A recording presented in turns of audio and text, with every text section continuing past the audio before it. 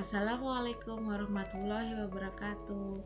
Hai anak-anak, apa kabar kalian hari ini? Semoga kalian semua dalam keadaan sehat ya. Nah, alhamdulillah hari ini kita mulai belajar lagi. Kita belajar tema baru, yaitu tema 2 tentang selalu berhemat energi.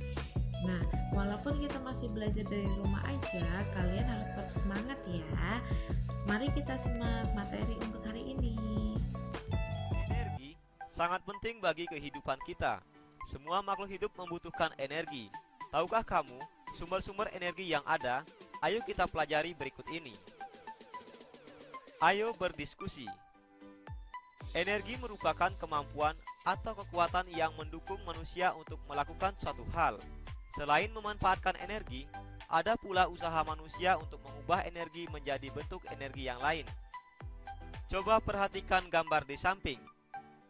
Sumber energi apa yang digunakan dan dihasilkan pada kegiatan tersebut? Diskusikan bersama teman kelompokmu.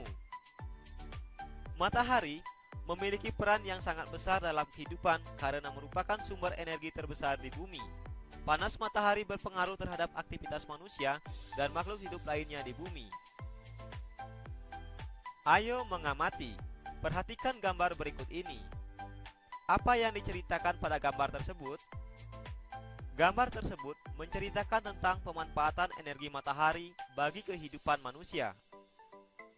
2. Berdasarkan gambar, dapatkah kamu menyebutkan apa saja manfaat matahari bagi keluarga tersebut? Mengapa demikian? Kemukakan alasanmu. Berdasarkan gambar di samping, kita mengetahui bahwa energi matahari dimanfaatkan untuk mengeringkan pakaian yang telah dicuci, karena sumber energi panas matahari dapat menguapkan air pada pakaian tersebut. 3.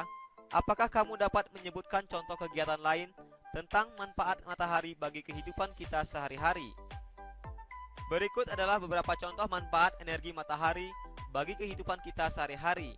Yang pertama, energi panas matahari digunakan oleh petani untuk menjemur padi.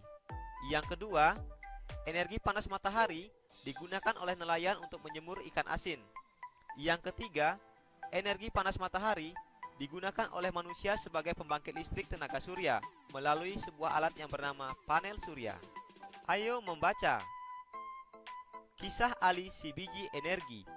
Aku Ali si biji energi. Aku menanam biji-biji energi di sebuah ladang yang luas di peternakanku. Saat matahari bersinar, ada energi pada cahaya matahari. Cahaya matahari membantu biji-bijiku tumbuh menjadi tanaman-tanaman yang tinggi. Tanaman-tanamanku menyimpan energi itu di dalam akar, batang, daun, dan butiran biji yang baru. Dengan segera, aku akan tumbuh menjadi tinggi dengan daun-daun yang lebar dan biji-biji yang baru. Kamu bisa memasak dan memakan aku supaya kamu memiliki energi. Energi itu akan membantumu tumbuh, bergerak, dan berpikir. Aku juga memberi makan hewan-hewan ternak dengan beberapa bagian dari tubuhku, sehingga mereka tumbuh besar dan sehat. Ini adalah kisah Ali si biji energi. Sekarang, temukan sebanyak-banyaknya manfaat energi matahari bagi makhluk hidup dalam bentuk peta pikiran di bawah ini. Sertakan gambar agar lebih menarik. Manfaat energi matahari yang pertama, yaitu energi matahari dimanfaatkan untuk menjemur pakaian. Yang kedua, energi matahari dimanfaatkan untuk membuat garam oleh petani garam. Yang ketiga, energi matahari dimanfaatkan untuk menjemur ikan asin oleh nelayan. Yang keempat, energi matahari membantu kesehatan tulang, terutama energi matahari di pagi hari.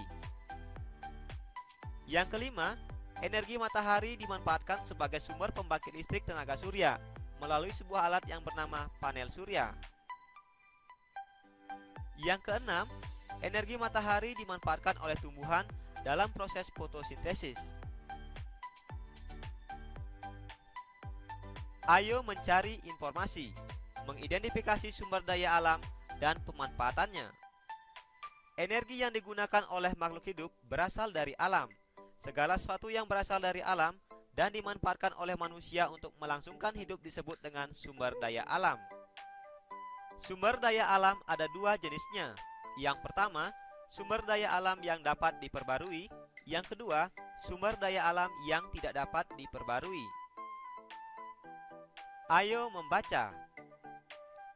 Indonesia memiliki sumber daya alam yang berlimpah. Disebut sumber daya alam karena berasal dari alam. Penduduk Indonesia dapat menikmati sumber daya alam tersebut untuk memenuhi kebutuhannya. Laut Indonesia terkenal karena ikannya, lahan yang subur menghasilkan padi, jagung, serta tumbuhan lainnya yang sangat berguna bagi penduduk. Gas bumi, minyak, serta logam banyak memberikan manfaat bagi masyarakat. Sumber daya alam terbagi menjadi dua. Yang pertama, sumber daya alam yang dapat diperbarui dan sumber daya alam yang tidak dapat diperbarui. Sebagai anak Indonesia, kamu harus tahu apa saja yang termasuk ke dalam keduanya dan apa dampaknya apabila kita kekurangan keduanya.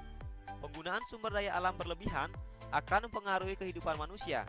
Kita harus menghemat penggunaan sumber daya alam. Sumber daya alam yang dapat diperbarui, misalnya tumbuhan, hewan, sinar matahari, angin, dan air. Sumber tersebut termasuk kelompok sumber daya alam yang dapat diperbarui karena terus tersedia dan dapat kita kelola untuk kita perbanyak jumlahnya. Jumlah sumber daya alam ini sangat berlimpah. Agar sumber daya alam ini tetap tersedia, kita harus menggunakannya dengan bijak dan melestarikannya. Sumber daya alam ini sangat penting untuk dijaga keberadaannya. Minyak bumi, emas, besi, dan berbagai tambang termasuk ke dalam kelompok sumber daya alam yang tidak dapat diperbarui. Mengapa demikian? Karena jumlahnya sangat terbatas. Untuk menghasilkan minyak bumi diperlukan waktu yang sangat lama.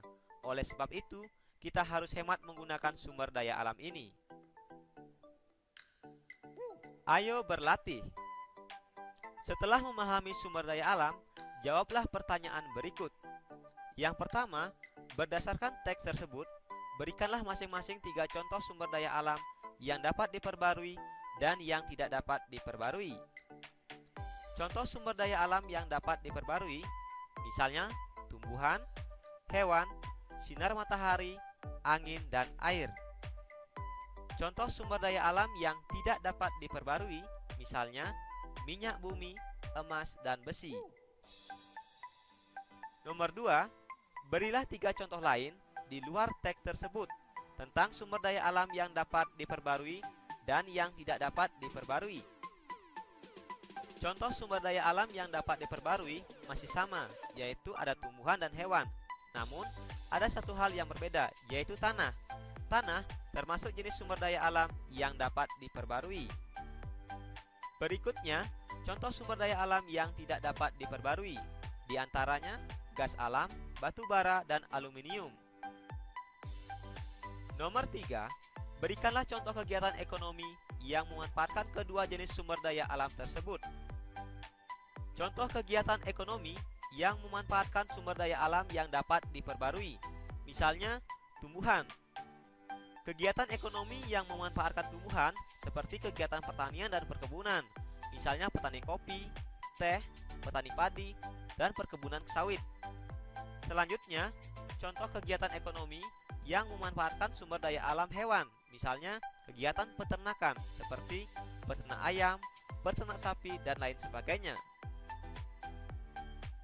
Selanjutnya, contoh kegiatan ekonomi yang memanfaatkan sumber daya alam yang tidak dapat diperbarui, misalnya kegiatan penambangan batu bara, minyak bumi, gas alam, dan lain sebagainya. Perhatikan kedua gambar berikut ini. Setiap daerah mempunyai potensi sumber daya alam yang berbeda. Sumber daya alam berpengaruh terhadap perekonomian masyarakat. Misalnya, penduduk di daerah pegunungan berprofesi sebagai petani atau peternak hewan. Sedangkan penduduk di tepi pantai berprofesi sebagai nelayan atau petani garam. Setiap daerah saling berhubungan meskipun memiliki sumber daya alam yang berbeda. Misalnya, penduduk di pegunungan dapat menikmati sumber daya alam yang dihasilkan di tepi pantai. Begitu juga sebaliknya. Hal itu dapat terjadi karena penduduk di tiap daerah menjual hasil sumber daya alamnya ke daerah lain.